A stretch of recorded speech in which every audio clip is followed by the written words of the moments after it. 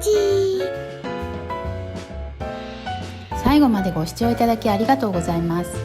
このチャンネルでは難しそう、敷居が高そうと思われがちなフランス料理をどこでも手に入りやすい材料でフランスで日常食べられている普段のレシピや食の情報などを分かりやすく紹介していくので、このような内容に興味のある方、ぜひチャンネル登録をお願いいたします。